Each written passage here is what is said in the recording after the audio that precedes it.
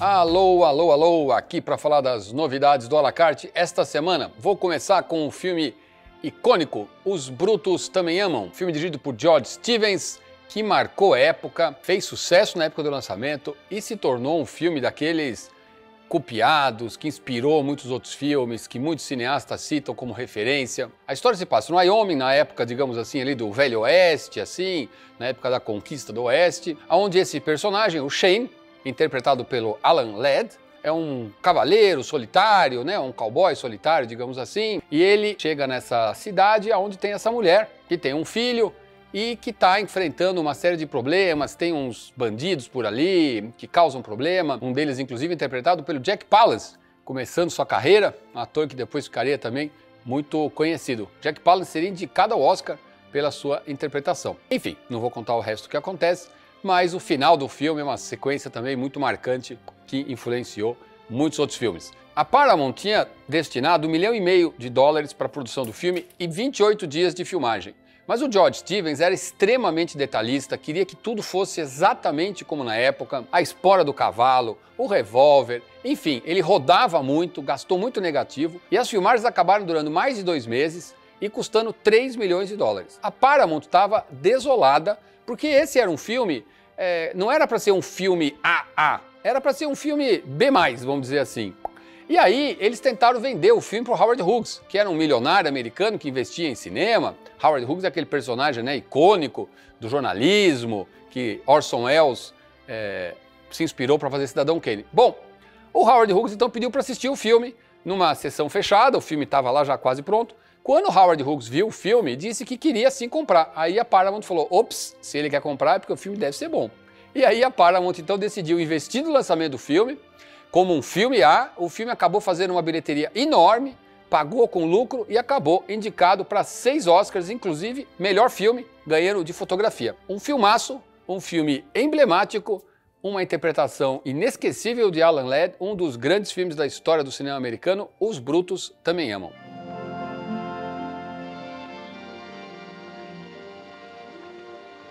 Lista de Espera é um filme de Cuba, uma cinematografia de onde chegam muito poucos filmes ao Brasil. Esse filme é de 2000, dirigido por Juan Carlos Tabio, cineasta que teve um papel importante. Ele co-dirigiu Morango e Chocolate, que é um filme que fez um enorme sucesso no Brasil no final dos anos 90 e revelou o ator Jorge Perrugoria, que se tornaria um ator de muitos filmes. Ele foi ator principal de Estorvo, do Rui Guerra, fez filmes na Espanha, enfim, um ator muito bacana que também trabalha aqui nesse filme. A história se passa nesse ponto de ônibus, ou melhor, numa parada de ônibus, onde um grupo de pessoas diferentes estão esperando o tal ônibus chegar, mas o ônibus não chega. Quando chega um ônibus, não é o ônibus que eles estão esperando e está lotado. E aí as pessoas começam a conversar, a gente vai acompanhando essa situação, aí eles decidem entrar na pequena estação, que tem uma sala para poder esperar. Enfim, personagens muito diferentes. O filme, claro, é uma crítica bem-humorada ao que é a vida em Cuba, burocrática, difícil,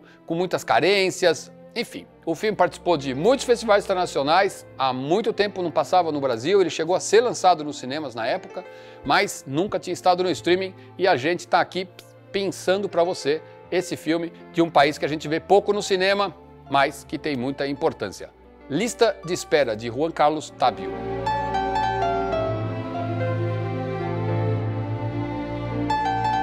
Para você que, como eu, é fã da série Endeavor, chega aqui o segundo episódio da segunda temporada, Noturno. Aqui, a morte criminosa de um senhor especializado em heráldica e genealogia leva o nosso personagem a uma escola para moças. Heráldica, para quem não conhece, é o estudo dos escudos, sabe, dos símbolos de realeza, os símbolos dos nobres, enfim. E genealogia é genealogia também das grandes famílias, não é a genealogia da genética, mas sim a genealogia histórica das árvores genealógicas. É outro episódio interessante, acompanhando as investigações do jovem inspetor Morse e suas inteligentes descobertas. Se você curte como eu, mais um episódio para você aproveitar.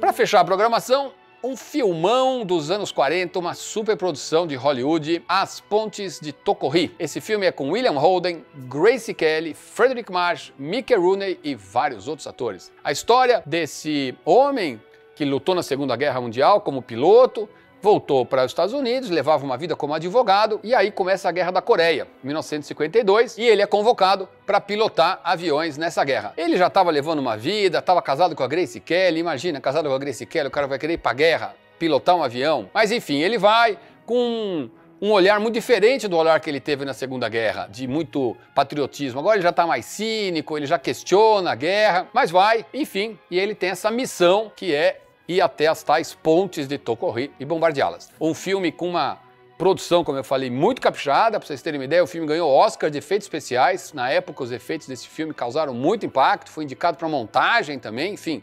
Um filme com grandes qualidades técnicas. Se você gosta de um filme de guerra, de um filme bem produzido e ao mesmo tempo um filme que tem Grace Kelly, vale a pena As Pontes de Tocorri.